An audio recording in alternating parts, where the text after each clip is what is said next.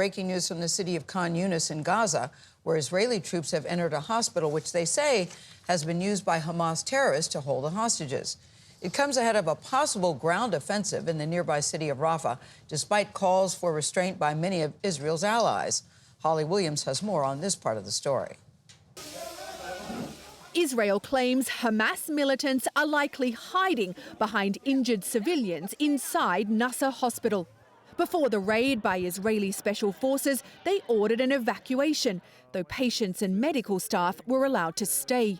Thousands of people had reportedly been sheltering inside the hospital complex. Around 1.5 million Palestinians are sheltering in Rafah. Last night, Prime Minister Benjamin Netanyahu vowed to press ahead with an assault in the city after allowing civilians to leave the battle zone. That's despite US warnings against an offensive without a credible plan to protect civilians. Mohammed and Alia El-Basyuni stayed in Gaza City during 4 months of bombardment, despite an Israeli order to evacuate. They stayed put, they told us, because they were too elderly to leave on foot like thousands of others. Their son Loe is a US citizen who lives in Los Angeles and helped design a robotic helicopter for NASA used on Mars. My dad had heart condition. There was nobody to help him. He couldn't breathe. My mom thought he was dying.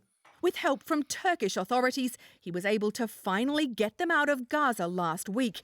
Though on the first attempt, they say, their convoy of ambulances came under fire. Were there many times when your mum and dad thought they wouldn't survive? Every minute.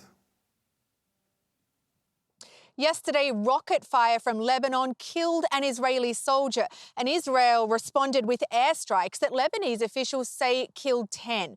That's the deadliest day in months of tit-for-tat fire that have sparked fears of this war expanding. Gayle. Holly Williams, thank you very much.